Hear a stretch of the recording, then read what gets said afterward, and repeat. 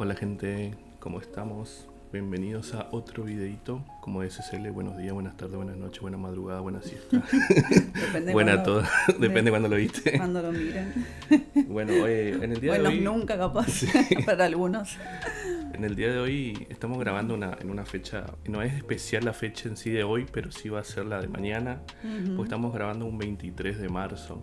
Este video va a salir el 24. Acá en Argentina es un día muy especial, un día Un de día, conmemoración, de memoria, de recordar, ¿no? De conmemoración sobre todo, ¿no? sí, de respetar la memoria. Es el día de la memoria, verdad y justicia. ¿Sí? Respetar memoria, porque por respetar a las víctimas. Las víctimas que, bueno, para empezar, para la gente por ahí que no se acuerda, o por ahí si sos de otro lado y no sabes de qué estamos hablando, el 24 de marzo fue el día en que comenzó, fue autodenominado por él mismo como un proceso de reorganización nacional, que fue una dictadura básicamente, un 24 de marzo del año 1976, acá en Argentina, duró varios años hasta 1983. 1983. Y bueno, en el medio pasaron muchísimas cosas horribles, terribles, muchos crímenes de Estado, muchas víctimas en el medio, más de 30.000 desaparecidos, muertos, detenidos, torturados. Muchas injusticias. Muchas injusticias. Y en el medio también fueron víctimas los libros, ¿no? Que acá lo que hablamos más o menos en el canal es de los autores, libros, novelas, cuentos. Y por eso vinimos a traer este videito, porque nos pareció importante, una fecha importante que hay importante para nuestro país y para no olvidar. Hay que tener en cuenta y no hay que olvidarnos básicamente, porque cuando nos olvidamos, ¿qué pasa? Volvemos a repetir los errores. Vuelve a pasar, así que es muy importante eso. Entonces el 24 de marzo, el Día de la Memoria por la Verdad y la Justicia, los libros también fueron víctimas, los autores fueron víctimas. Y las ideas, ¿no? Las ideas. Así que por eso venimos a traer este videito. Vamos a traer, por una parte, algunos libros que Cele me va a recomendar que fueron prohibidos durante ese proceso.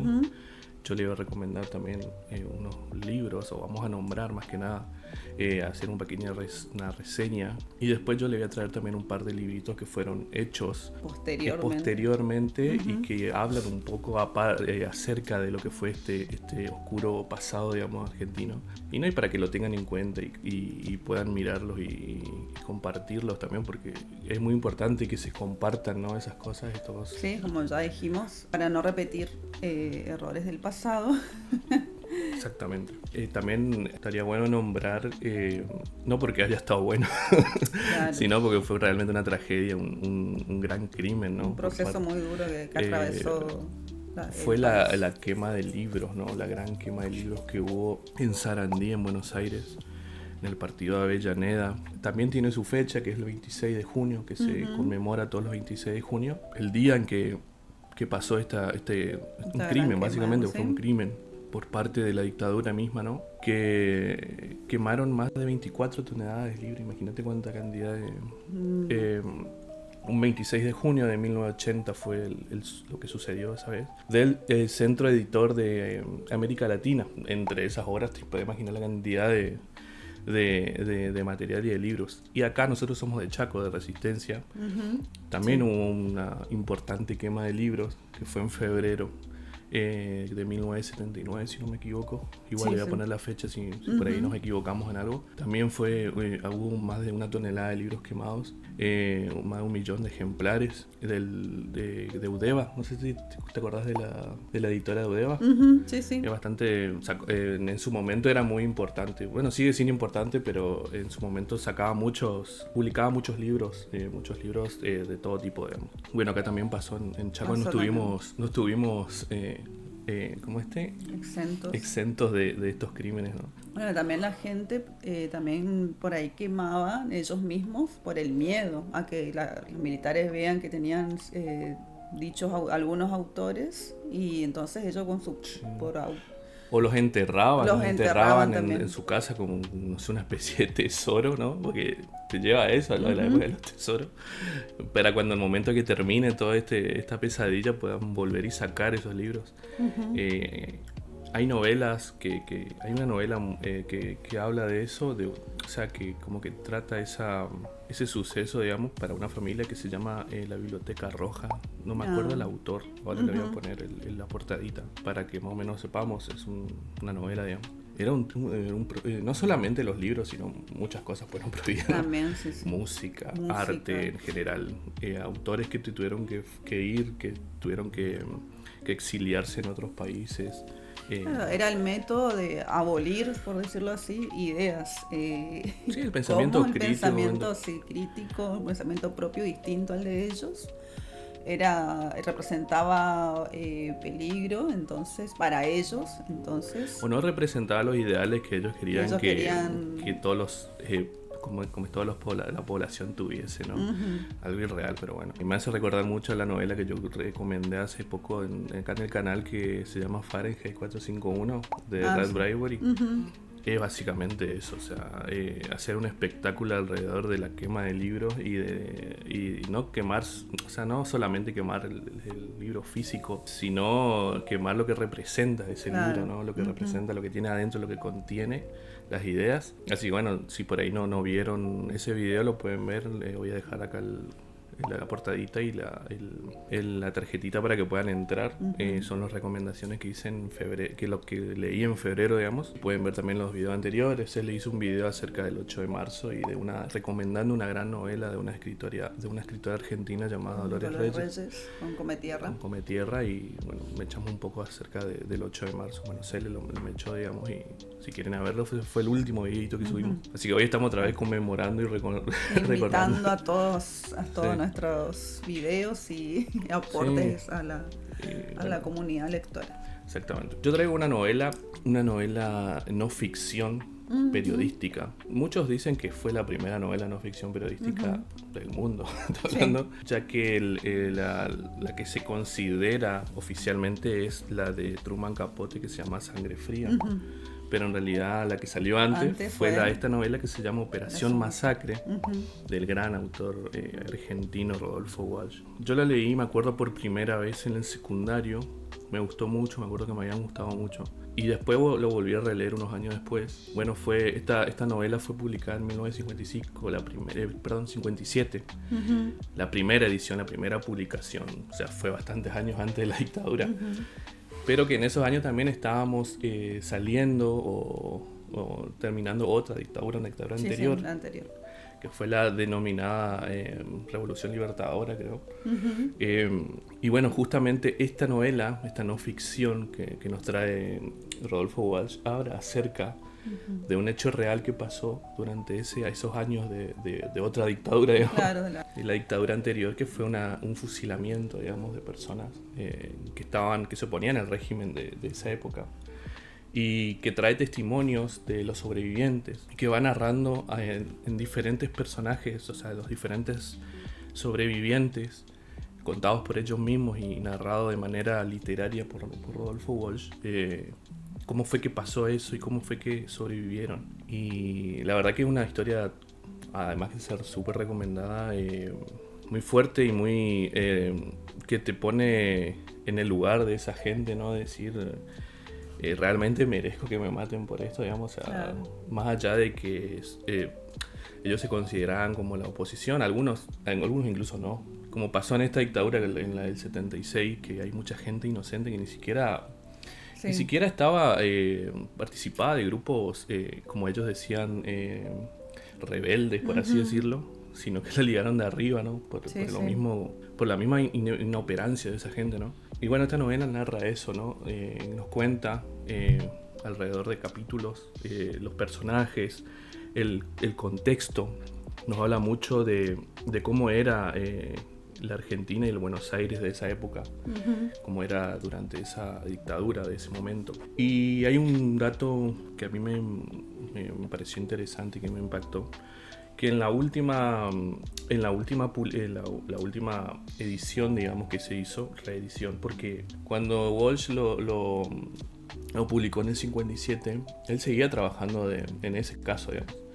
Y al final iba agregando apéndices. Cabe destacar que Rodolfo Walsh era periodista. Claro, sí. Era periodista. Sí, eso no dije, pero sí es periodista, o sea, por eso es una no ficción periodística, sí, digamos. Él investiga. Aparte de ser un escritor, un gran escritor, es periodista, digamos. Bueno, él fue agregando varios apéndices, ¿no? A medida que iba pasando el tiempo, porque él seguía metido en la historia, más allá que ya la haya publicado, digamos. Y el último apéndice o la última parte que agregó se llamó Carta abierta de un escritor a la Junta Militar. Y esa carta estaba fechada un 24 de marzo, pero de 1977, un año después de que comenzó la dictadura acá en Argentina, que fue enviada por el autor y las redacciones de los diarios locales y a corresponsales de diarios extranjeros. Desde el 25 de marzo de 1977, Rodolfo Walsh permanece desaparecido. Un día después que él mandó todo eso, lo desaparecieron básicamente. Lo desaparecieron, sí.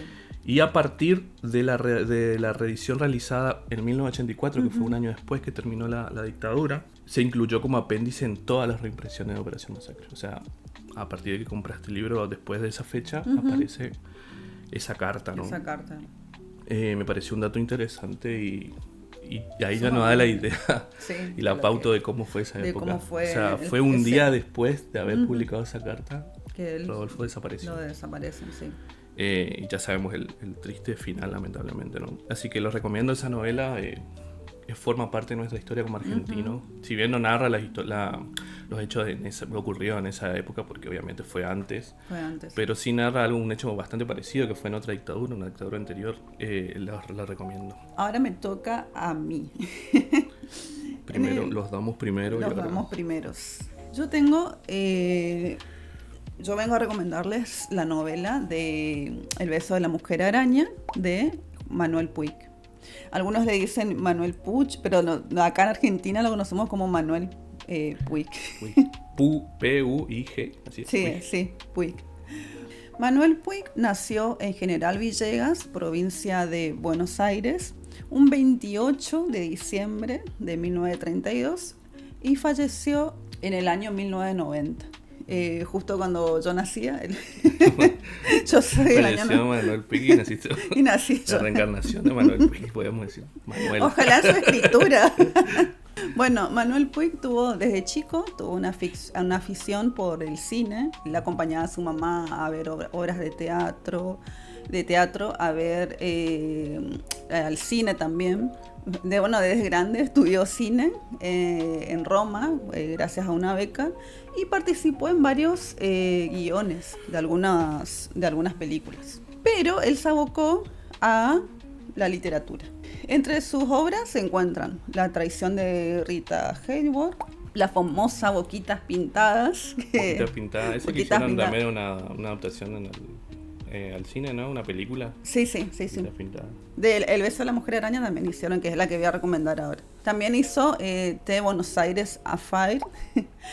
Bueno, a eso quería llegar porque en esa obra, justo cuando, esa obra después fue censurada por el gobierno militar y él se exilia ¿De Buenos Aires Affair? Sí, a él lo censuran por The Buenos Aires Affair. En primera instancia él se exilia a Brasil y luego a México.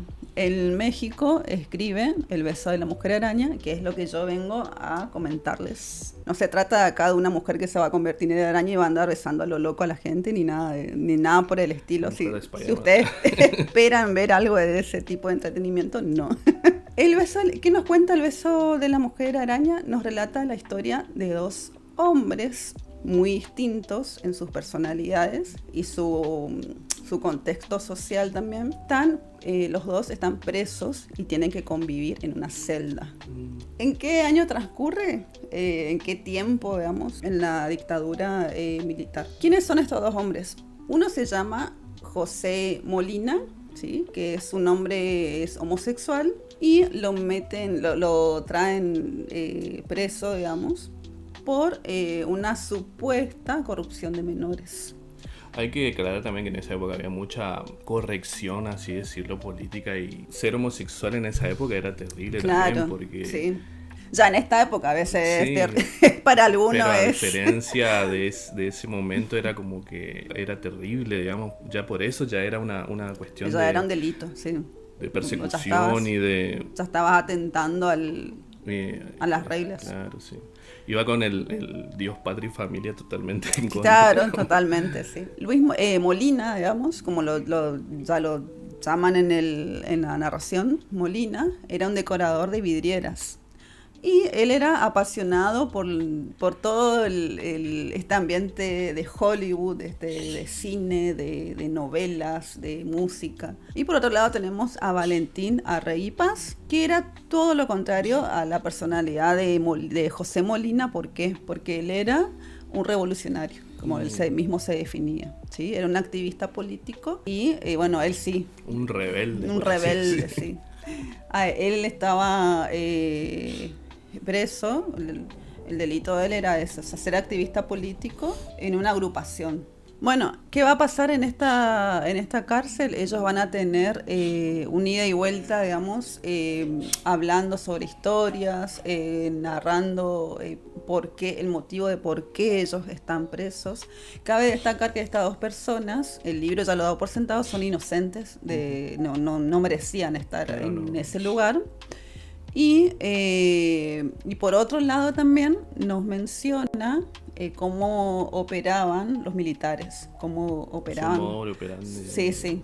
Nos detalla de A a Z todo este proceso y lo duro y la injusticia que se vivió en esa época.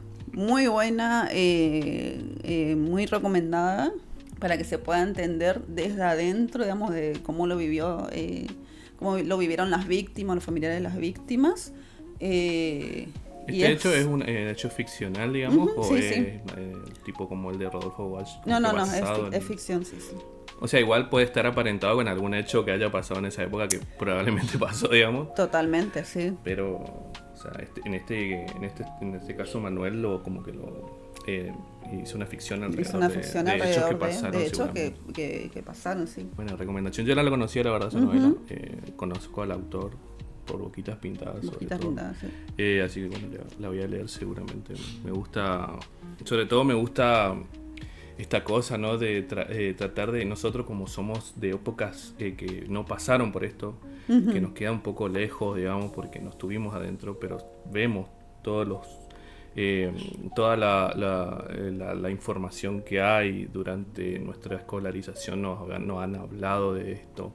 Sí. Bueno, vemos videos, libros y historias de supervivientes.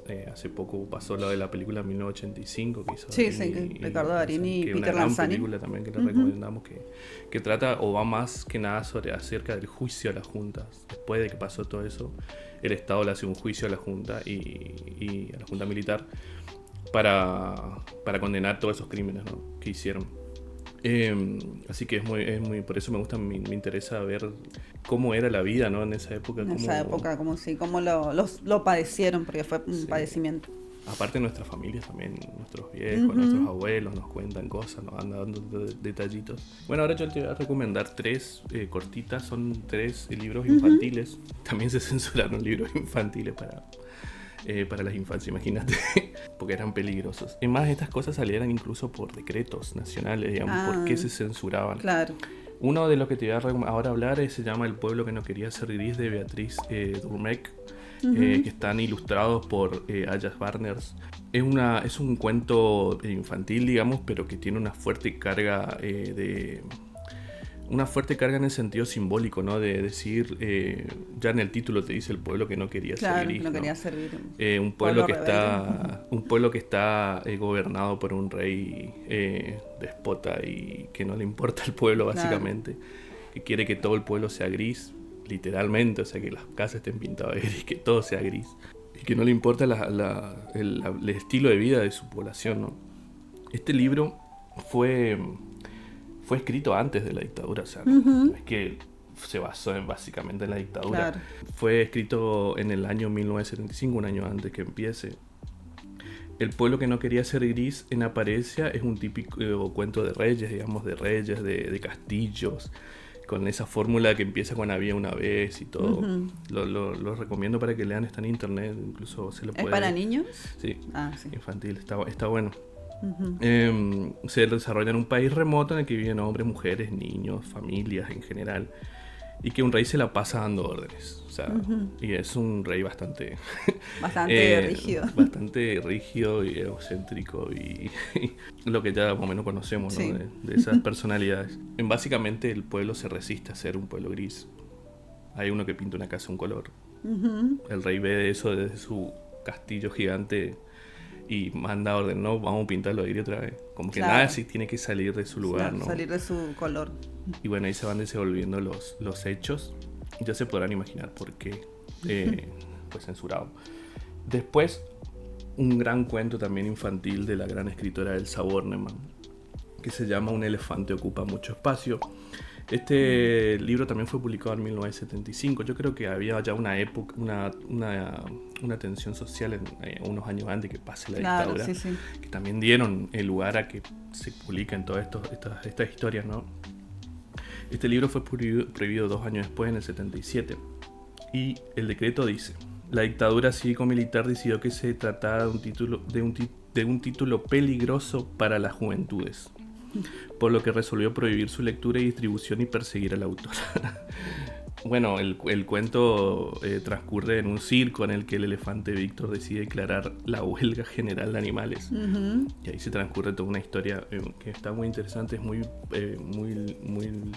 Bueno, Elsa Bornemann escribe muy lindo también, o sea, nos tiene acostumbrados a esa prosa, digamos, muy poética y bueno, una recomendación también. Y después hay otro que es un libro de cuentos de la escritora cordobesa Laura de Betach, que fue publicado por primera vez en 1966, que se llama La Torre de Cubos. Es un libro de cuentos, hay varios cuentos en ello. En ese libro de cuentos está también, que se llama La Planta de Bartolo, que después fue reeditado y se lo sacó aparte como un cuento solo, digamos. Sí. Pero estaba dentro de ese libro de cuentos. Y también estaba el cuento de La Torre de Cubos, que era el cuento que daba nombre al libro de cuentos. Y lo que se decretó en el año que se prohibió, que fue en 1979, decía más o menos así: simbología confusa, ilimitada fantasía, cuestionamientos ideológicos sociales, porque lleva a la destrucción de los valores tradicionales en el campo de la literatura infantil. Eso decía el decreto por el cual fue publicado. Y me gustó mucho el dato que en el año 1984, después que pasó la dictadura, este libro se reeditó, se volvió a publicar con un epígrafe por Laura, que decía: a todas las maestras y todos los maestros que hicieron rodar estos cuentos cuando no se podía, muchas gracias. Eso es el epígrafe. Es antes que empiece el libro de cuentos está el epígrafe que es hermoso, digamos, y que es una especie de dar gracias, gratitud. Gracias, porque, y marca un tiempo histórico también, digamos. Sí, justamente después de la dictadura sale la verdad que es muy lindo y bueno, les recomiendo estos 3 cuentos. El último es un libro de cuentos que dije, pero tiene varios, o sea, el libro entero fue prohibido, digamos, pero dentro de ese libro estaba, por ejemplo, la Planta de Bartolo, bueno, La Torre de Cubos. Por ahí para compartir con sus niños, con sus hijos, para sobrinos. Empezar con una introducción a la... Y son libros muy lindos, la verdad, muy lindos, con una prosa muy linda y como decía acá, con ilimitada fantasía. Claro. Eso sí, hay ilimitada fantasía, que eso está bueno. Sí. Yo también tengo para recomendar un cuento que está en internet también. Esto que yo nombré también se pueden encontrar fácilmente. Está en internet, que es el cuento de Cecilia Solá, de la escritora Cecilia Solá, que se llama Útero. Es muy bueno. ¿Es un cuento infantil o es más para adultos? Más para adolescentes, sí. Para adultos también, pero para adolescentes. Juvenil, digamos. Juvenil, sí. Te emociona, al final te emociona, así que hasta ahí nomás. Buenísimo, está bueno. Sí. Y bueno, para cerrar este videito que bueno, funciona como también una especie de homenaje, ¿no?, a todos estos autores, a todas estas obras. Sí. Y para recordar y hacer memoria y no olvidar, ¿no? Estaría bueno cerrar con este libro, que es el libro, digamos. Sí. Es el libro que salió fruto de todo lo que pasó, lo horrible que pasó, que se llama Nunca Más, y los crímenes de la dictadura, que fue coordinado por Ernesto Sábato. Sí. Y que creo que todos deberíamos leer como argentinos, ¿no? Creo que debería ser una lectura obligatoria. Sí. En la escuela, y este también, obviamente, es el libro a recomendar cuando hablamos de estos temas, ¿no? de la dictadura. Y después, al final, me gustaría recomendar 2 cuentitos que salieron después de la dictadura, que fueron como fruto de lo que pasó, todo lo horrible que pasó, que es de 2 escritoras argentinas. Una se llama Graciela Montes, que, bueno, lo que no conoce lo recomendamos. Graciela Montes es una gran escritora y pedagoga de la lectura, y tiene muchos libros de cuentos. Se aboca bastante a la literatura infantil y juvenil. Uno que se llama, que lo tengo aquí, todos estos libritos que ven acá que saqué tienen su etiquetita, son de la biblioteca escolar, de una biblioteca escolar donde yo trabajé, y que me llevé muchas amistades, mucha gente buena, y bueno, me prestaron también los libros para recomendar. Estos libros que yo les muestro también se pueden encontrar en bibliotecas escolares, pueden sacarlos, hacerse socios de la biblioteca, ir leerlos ahí o sacarlos y pedirlos prestados. Este libro en particular se llama Irulana y el Ogronte, y es de Graciela Montes. Irulana y el Ogronte es un cuento de ficción infantil de la escritora argentina Graciela Montes, y que fue publicado por primera vez en el año 1991, bastantes años después de que terminó la dictadura. Claro, sí. Y es un cuento que trata sobre un ogronte, que es una especie de mezcla entre ogro y algo grande, digamos. Un cuento de mucho miedo, dice también, como una especie de subtítulo, y de una niñita que enfrenta a este monstruo, ¿no? Que está como destruyendo su lugar, su pueblo, digamos. Aparte de que está narrado, tiene unas ilustraciones hermosas, está narrado de manera muy linda y muy poética, como nos tiene acostumbrado Graciela Montes. Sí. Esas palabras que a ella nomás se le ocurre inventar. Ogronte. Sí. Y el nombre de la chica, Irulana. Irulana, sí. No lo quiero spoilear mucho porque es un cuento cortito, ¿sabes? Y lo pueden compartir también con sus hijos, sobrinos, primos, primitos, hermanitos. Y o leerlo a ustedes también. Es muy, muy lindo y recomendable. Y después está este que se llama Gris, que es de la escritora Sylvie Hay. El nombre es Silvina Heiana, se llama Heiana, no sé cómo se pronuncia. Se llama Gris, y en realidad es un cuento, es un libro o álbum, digamos. Esta Silvina nos hizo los dibujos, digamos, y tiene la particularidad que tiene muy poca letra, muy pocas palabras, y que nos narra, ¿no? La historia de la historia en un pueblo gris, ¿no? Ya saben los pájaros. Y hasta que aparece un personaje que resalta, que es la primera vez que vemos color en el cuento, que vemos que acá, no sé si se va a ver igual, pero justo le estoy tapando el micrófono. Sí, igual yo voy a hacer un primer plano después para mostrarles un colorcito amarillo. Y cómo ese color amarillo y esos colores vivos empiezan a contagiar a la gente. Y haciendo... Es una hermosa metáfora para hablar también de estos temas. Y empaparnos, ¿no? de arte, porque es arte puro, digamos. Es un gran cuento, también lo pueden encontrar en la biblioteca escolar. Estos libritos fueron mandados por el Plan Nacional de Lectura en su momento, en una colección, creo que se llamó Leer Abre Mundos, no me acuerdo bien el nombre del programa, que llegaron a todas las bibliotecas. O sea, en bibliotecas están entonces. Así que si quieren consultarlos, leerlos y compartirlos, están buenos, los recomiendo mucho. Bueno, hasta acá llegamos. Hay otro que me olvidé, que es Cruzar la Noche, de Alicia Barberis. Es una bueno, novela, sí, ya había hablado en otro video. ¿Vos recomendaste? Ya la había recomendado, y es una novela juvenil. Para los chicos es muy buena, tiene mucho entretenimiento y, digamos, con temáticas propias de la adolescencia. Y bueno, después salta al suceso, sí, de la época de la dictadura. Bueno, sí, recomendamos un poquito de todo, desde novelas quizás más para adultos hasta juvenil. Y después, bueno, hay por ejemplo casos como El Principito, que también fue prohibido. Sí, también fue, una novela universal, clásica, universal. La Biblia latinoamericana, o sea que fue prohibida también. ¿Te acuerdas de esa También. versión, la Biblia que era azulcita, que tenía Ah, sí, sí, eso también. también.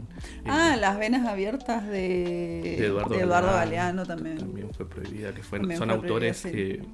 extranjeros, o sea, no son argentinos que Claro, también fueron sí, sí. prohibidas. Pero Hasta en la enciclopedia, ¿te acuerdas de la enciclopedia Salvat? sí, sí. Que tenía varios tomos que Sí, era re sí. gran, son Bueno, mi hermosos. mamá me había comentado que sí, que tuvieron que hacer algo ahí con con una Sí. enciclopedia. No se acuerda ella qué título era ni qué editorial, pero Sí, era, fueron sí. prohibidas también. Sí, sí, La tenía enciclopedia. mucha información, me decía ella ahí. Como que no hay que saber tanto. Claro, ¿Para qué querés saber tanto? No sirve. claro. Increíble, pero bueno, pasó. Bueno, Así que este es un pequeño aporte al día de este día de que se conmemora, ¿no? se conmemora sí, la a las memoria, víctimas, a las víctimas, a los que fallecieron, a los que fueron a la verdad de lo que realmente pasó. a los que desaparecieron, También, a los sí. que fueron sacados de su familia, a los nietos, a los hijos Niños, sí. que ahora ya las abuelas fueron A las abuelas con su lucha. reencontrando con su familia verdadera, apropiada, chicos apropiados. Fue horrible, fue una horrible que pasó Sí, sí. de todo y que uno por ahí no se tiene que olvidar y que es importante recordar, que Sí, no hay sí. que minimizar, que no es una fecha, porque justamente estamos viviendo en una época donde se está queriendo imponer otro tipo de ideales. Y creo que en esta fecha, sobre todo más importante, en esta época es muy importante traer estas fechas, es importante recordar, rememorar, conmemorar. Así que, no sé, les recomendamos, como siempre, que miren los videos anteriores. Pongan me gusta. Me gusta, compartan cualquier comentario. Todo nos sirve, todo Todo nos ayuda suma, a poder suma. seguir creciendo y poder sacar más videos, capaz más seguidos. Sí, sí. Es un laburo bastante grande el que se hace, así que sería como una buena gratificación para nosotros que puedan verlo, sobre todo que lo Sí, miren, que lo compartan. interactúan. Puedo seguir a nuestras redes también en TikTok, En Mirar Instagram. Profundo, ok, en Instagram, Mirar Profundo, ok, en YouTube, Facebook también tenemos. Ahí vamos subiendo reels, pequeños recortecitos, recomendaciones cortitas en 3 minutos, porque esas redes como que te impulsan a ser breve, te dicen, ser breve. Claro. Entonces Es. tratamos de ser breve y hacer recortecitos y hablar un poco más corto. Y estos videos largos los subimos a YouTube porque nos gusta también hablar más extenso y dedicarle más tiempo, ¿no? Porque Sí, creo sí. que se lo merece. Así que bueno, gracias por ver y nos vemos en el próximo Nos dan videito. like. Dale Nos like. vemos, gente. Chao, chao.